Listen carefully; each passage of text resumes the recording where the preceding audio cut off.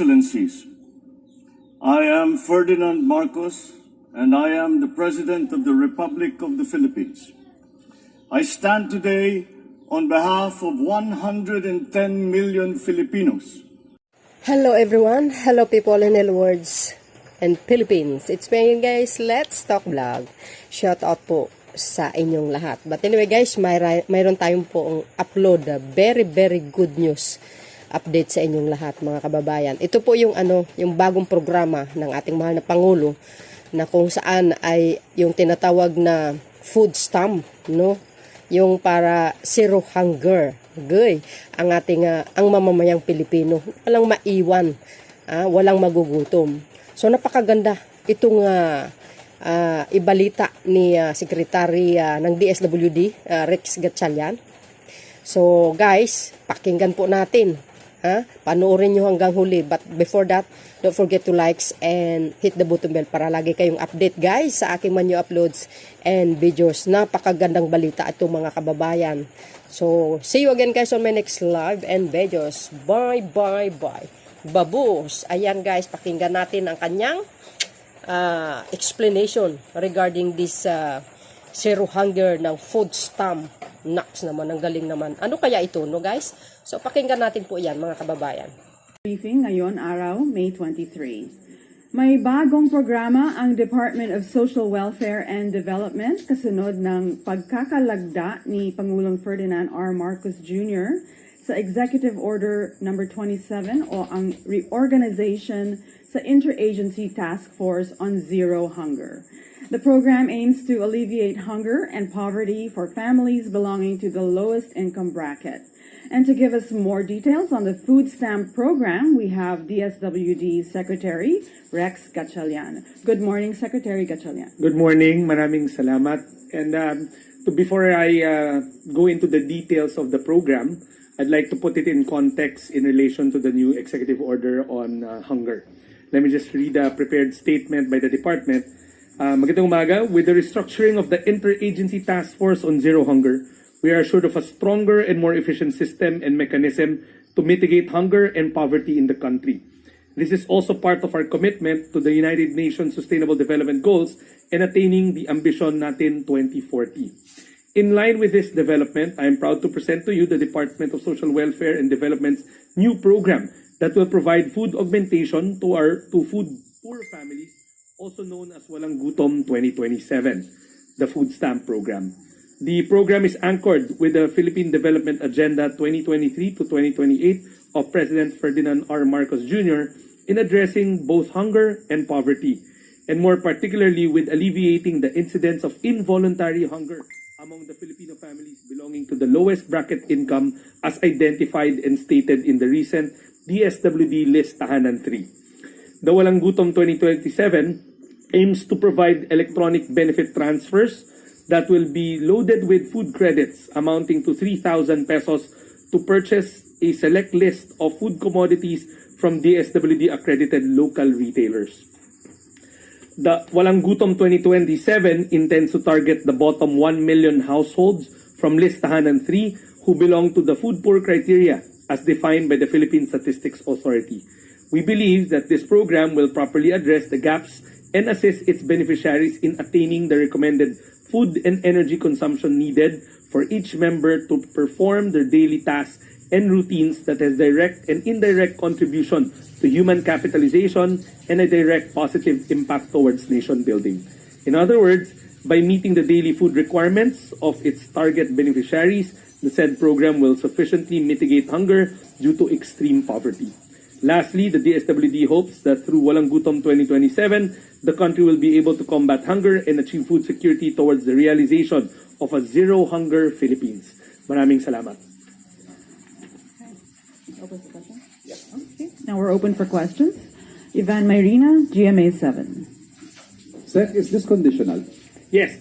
Ivan, when I joined the DSWD, we said that we want to recalibrate every single thing that we do there to turn it developmental. To make it developmental, 4 things has to happen. 1, it should be targeted. It's not a shotgun that everybody, even yung hindi nangangailangan, ay makakatanggap. We target those that need it the most. 2, it should be conditional. 3, it should be measurable. And 4, there should be clear exit mechanisms so that it doesn't turn into one program on top of another program. In the case of the food stamps, ang plano natin dyan, like I said, it's targeted because we've already identified the 1 million food poor families. These are families that do not make beyond 8,000 pesos according to the PSA. 8,000 pesos monthly. So that's the target side of it. It's conditional. Similar to other food stamp programs, there will be a work component to it. Ang argumento kasi ngayon, di ba, pag gutom ang isang individual, hindi siya makaparticipate, hindi siya makatrabaho. Kulang yung caloric intake. So kung hindi siya makapagtrabaho, hindi siya produktibong mamamayan ng ating bansa. So ang gagawin natin dito, we will supplement the family's intake so that they mawala yung feeling of hunger. Thereby, makahanap siya ng trabaho and thereby they become part of the workforce of the country. Ang condition nga doon is, when you're signed up, you have to go to your nearest public employment office, get a certification that you are now being counted as part of the workforce. No matter what job it is, alam naman natin, iba-ibang skill sets, iba-ibang angkop na trabaho. Pero ang importante, nagtatrabaho ka na.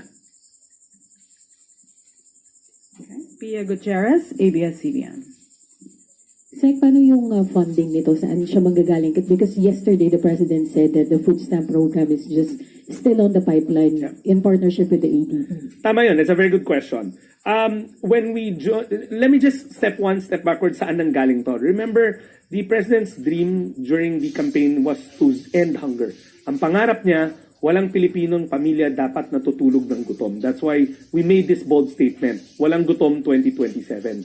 We want it to be the President's legacy that right before he steps out of office, wala nang Pilipinong gutom. As he evolves the economy into higher yielding jobs, we have to make sure that we're making the right human capital investment so that they can partake of those jobs that's being generated. Kasi diba, we don't want it to be a scenario wherein the President's evolving the economy, evolving the types of jobs that's being generated. Pero 1 million Filipino families cannot partake of that fruit of that economic change. We want it to be inclusive. So, tama ka, it's still in the design stage because what's happening right now is we are working with the World Food Program who has vast technical expertise when it comes to running food stamp programs worldwide. And then the ADB was kind enough to provide close to $3 million for the 6 months pilot that will run in the middle part of this year towards the latter part of this year.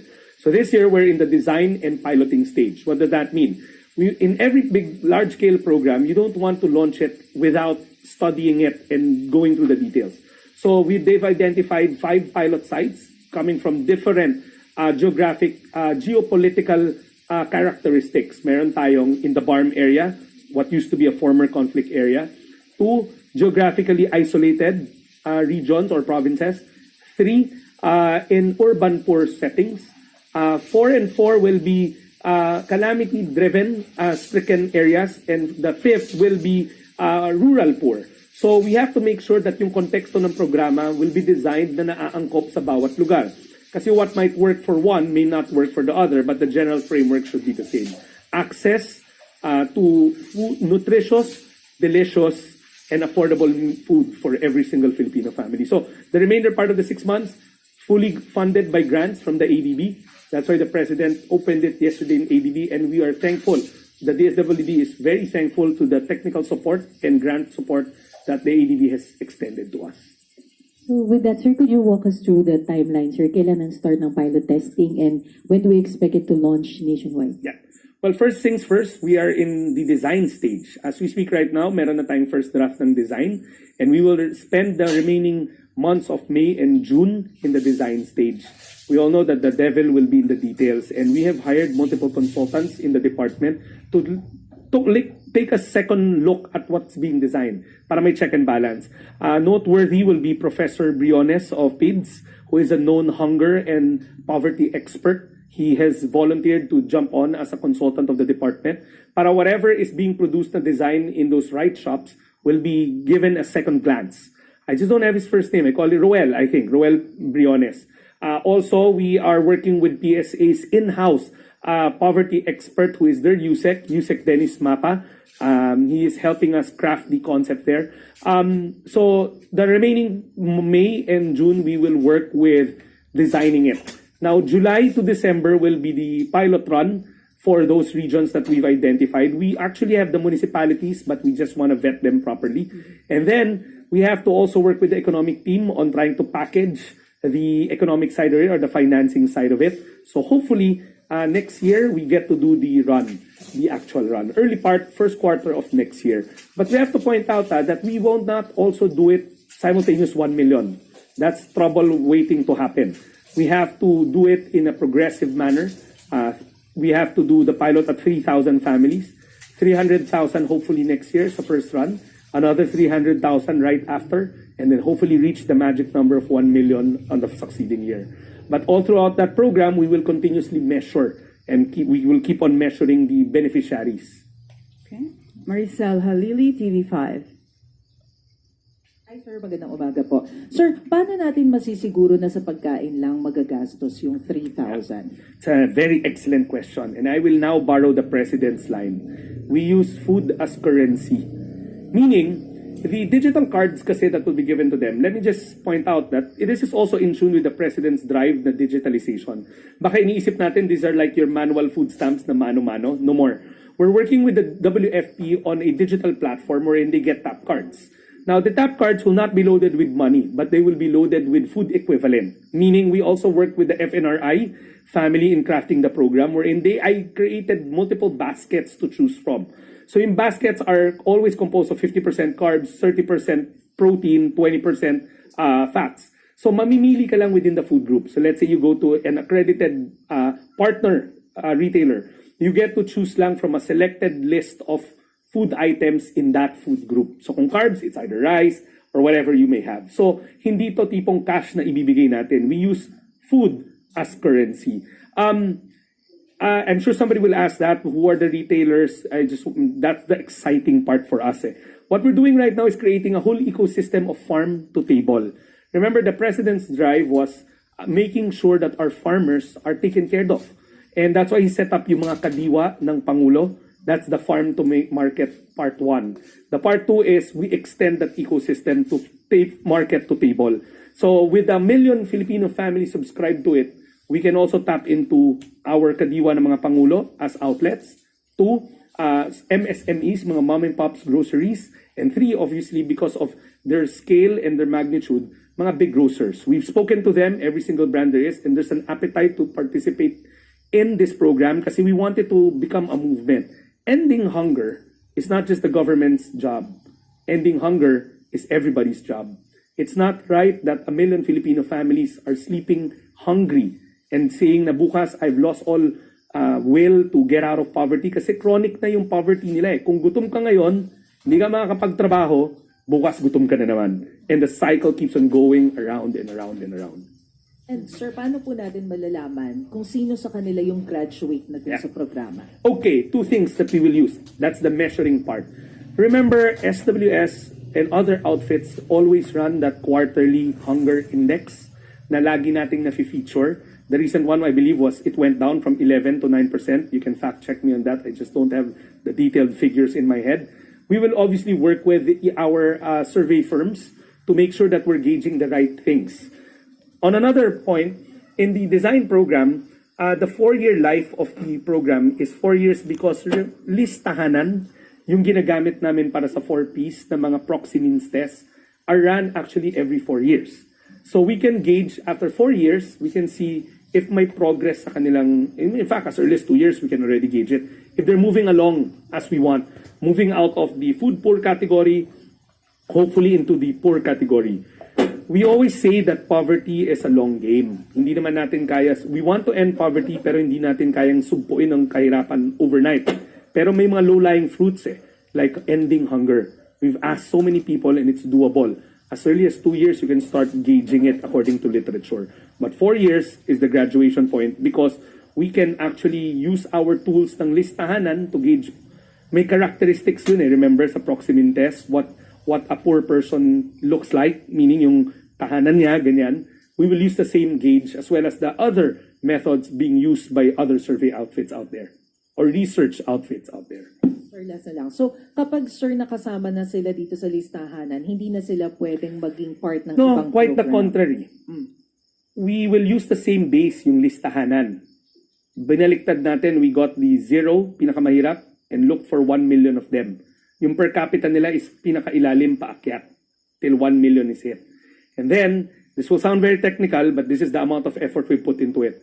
Working with PSA, merong Food Insecurity Experiential Survey, FIES ang tawag nila, FIES.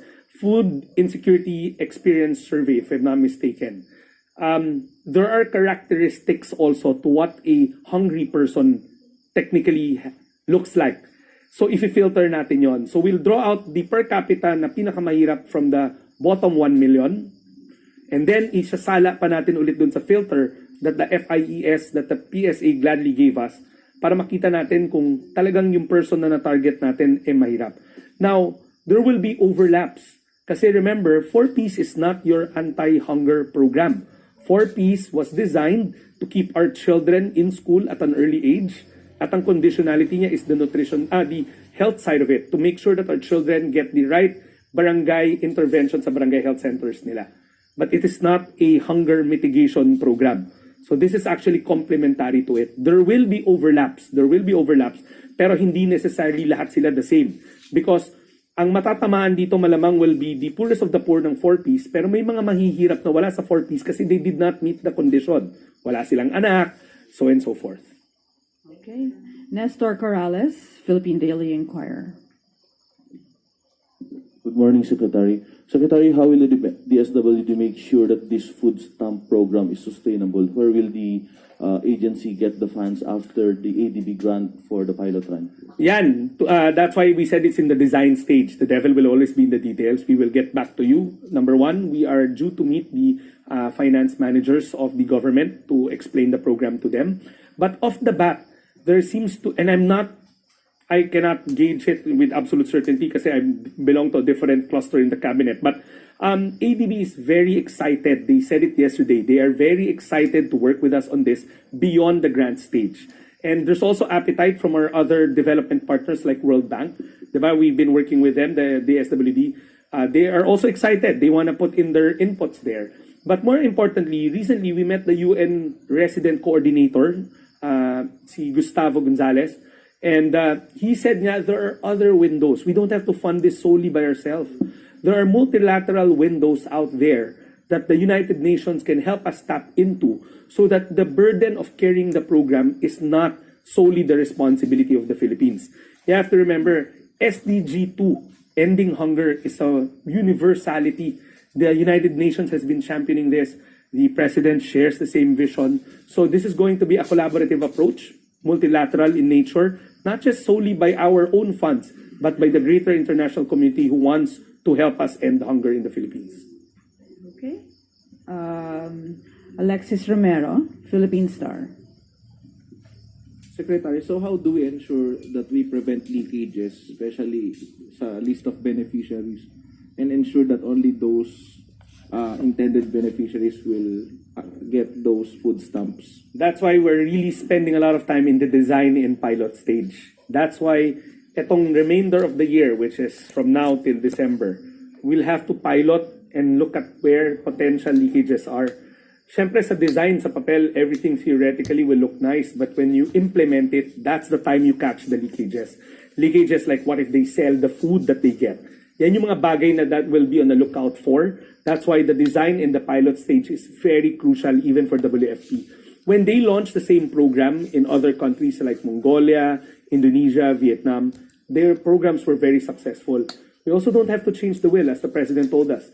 There are working models out there that we can copy, tweak a little so that we can adapt it to the terrain of the Philippines. But the design stage, again, is why we need to put time and effort. Hindi yung biglang nilaunch na lang. That's why we're spending so much months designing it and then piloting it. So how much is the total funding requirement for the food stamp program? Initially, we are looking at the first 11 billion for the 300,000. You can do the math. I just don't have the figures. But the total global, when it's running already, that should probably harp into 40 billion to include the administrative cost. But those are raw numbers. Please don't quote us on that. Kasi when we do the design and we do the pilot stage, may disclaimer ako lagi di ba? No, but that's the estimate of the department. That's the estimate. You can quote me on that. That's the estimate of the department. But when you run it in the design stage, you can see saan pa pwedeng mag-trim left and right, because there will be economies of scale that we will try to exploit. Diba? Remember, the kadiwa ng Pangulo is actually eliminating traders, so there are actually opportunities to be made there to cut costs. So the 40 billion is our rough estimate, the department's estimate. 11 billion, then 40 billion at its full scale. But when we actually finish the design stage, then we'll know the peso and detailed peso and centavo. Okay. Alvin Baltazar, PBS. Secretary, magandang tanghali po. Secretary, kahapon parang medyo nabigla si Pangulo na parang wala pa pala tayong food stamp program dito sa Pilipinas. At sinasabi niya, effective yung food stamp program sa ibang bansa. Ano na bang bansa yung mga nagpapatupad na ng food stamp program na sabi niya effective naman at magiging effective din ba dito sa atin? Marami. Actually, US is the prime example. They have the SNAP program. Indonesia, most Latin American countries have it. In fact, in one of the Latin American countries that slips my mind, of all their social welfare programs, ito yung pinaka-popular. If I'm not mistaken, it's Venezuela. But Vietnam has their own program. Mongolia has their own program. Varying scale lang. But there's one commonality that I want to point out. It's really meant to protect the most vulnerable. You get all these shocks in prices that's beyond our control. But with such programs, kasi you will be able to insulate them, making sure that the most vulnerable gets the protection that they need. I just want to also talk about the features of the program. Yung digital side of it is something that's new. So maaaring wala sa ibang bansa yun, kanila manual. So atin, it's going to be a rev-up version, staying in line with the President's directive of digitalizing, making social welfare easier. Tawag na namin doon, ease of social welfare.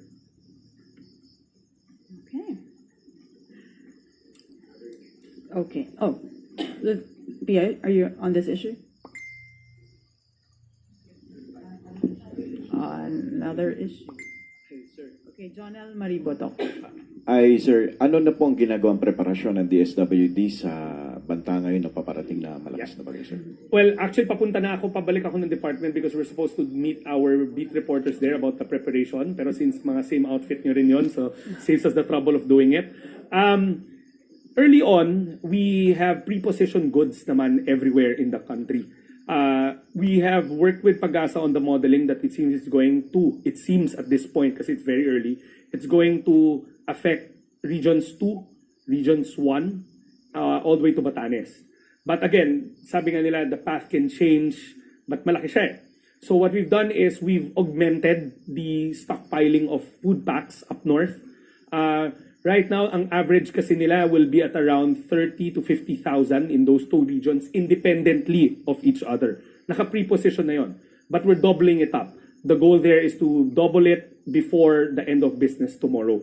We've already started mobilizing as early as this weekend. So the food packs will be there. And then our field officers are now tasked to work with the local government units to see to it that the local government units in those areas that may be affected know that the logistical support of the DSWD is around. Kasi alam naman natin na the first line of defense will be the LGUs, but DSWD has the mandate for response. Sir, do we have enough budget para... We do. The Quick Response Fund of the national government will kick in naman. Remember, in the Quick Response Fund natin, part niyan is preparedness, making sure that handa tayo even before the storms come in. Sa DSWD, we have a full department doing disaster response. It's not a one-shot deal na pag may bagyo lang dumadating. All year long, they do these type of stockpiling activities, identifying. When I was signed up, we were talking about hub and spoke. We're trying to expand our warehouse system. That's what we're trying to do. That's what we're utilizing now. The warehouse system ng LGUs or ng national government or ng mga national government agencies. Pinupuno natin yun all year round kasi hindi lang naman storm ang binabantayan natin. May mga iba pang sakuna na maaring dumating.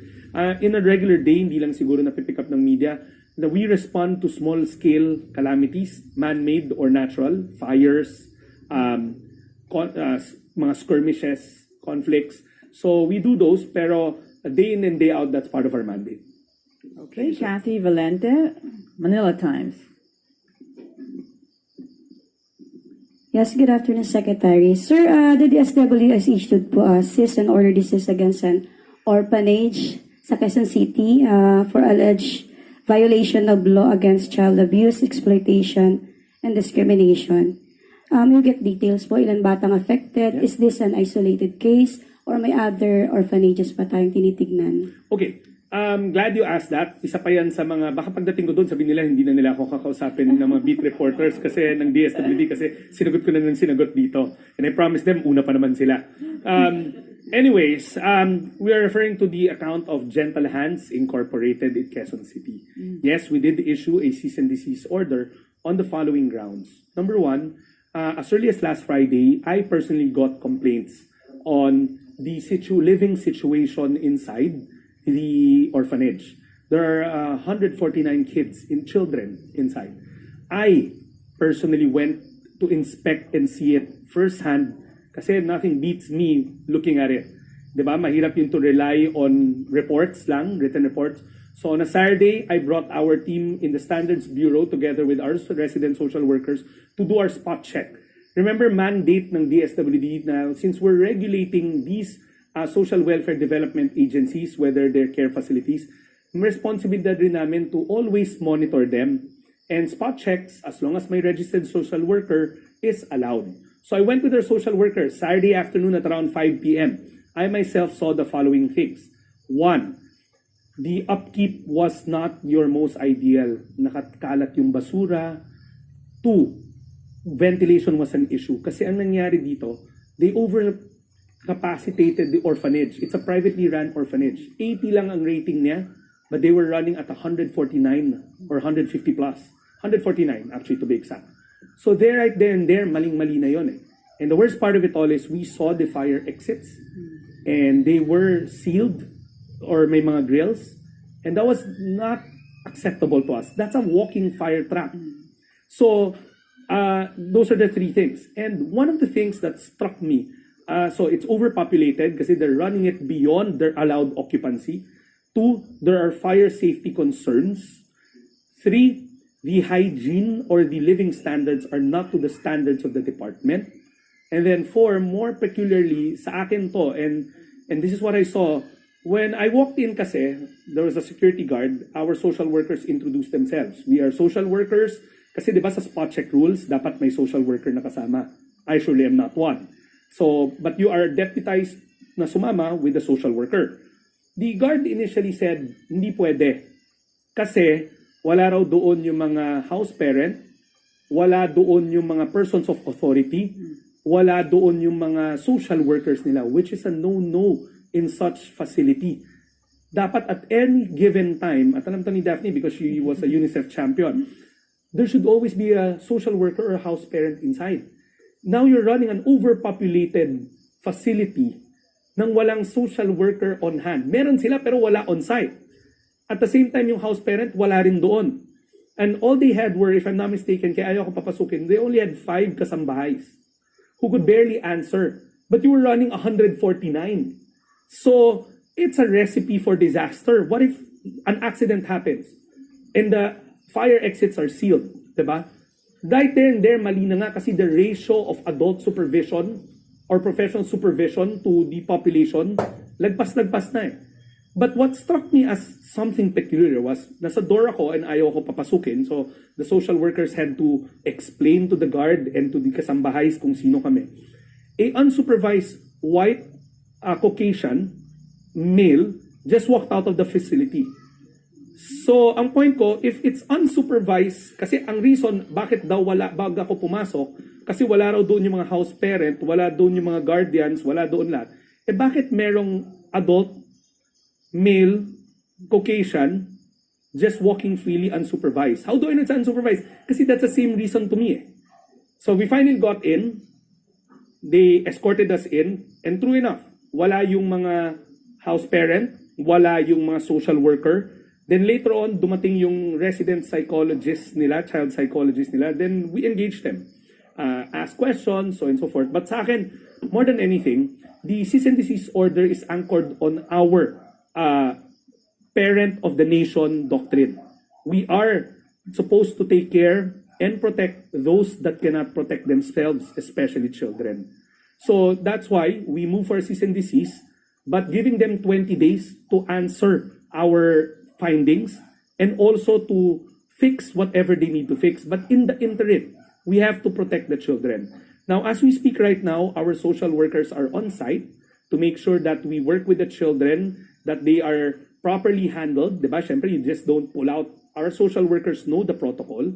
So bottom line dito is, we are exercising our power to protect, to stand as parents of the nation, in this case, the parents of the children, because the child's welfare, well-being is the primordial driver of our social protection mandate. Ang importante sa amin is maprotektahan yung mga bata. Okay, one last question. Pia Gutierrez, ABS-CBN. So sir, pag hindi po naayos itong mga issues na to, anong plano natin dun sa mga bata? Well, there are protocols in the department. The kids will now be moved to our care facilities. Even in the 20 days, you cannot keep them there because nga may mga imminent danger findings na kami. Kasi tinatanong daw sa amin, ba't ang bilis? Precisely, dapat mabilis because there's imminent danger and we have to make sure that children are protected. Hindi na kami mag-aantay na may masaktan pa bago kami gagalaw. These are regular programs that we did. When I took the helm of the department, we had to evaluate every single program, not just our social protection program. We had to evaluate our development programs. We had to evaluate everything. Siyempre, bago ko eh. So I want to take stock of what we have. And it so happened that this is one of those na nakita namin na issues that we have to address. So mas magandang tanong is, ano mangyayari dun sa institution if they don't get to correct the issues? Then we have to go through the accreditation and the licensing issues. But for now, the main goal is to protect the children. Okay. Wow. Thank you so much, Secretary Rex Gatchalian, and thank you, Malacanang Press Corps. Have a good afternoon.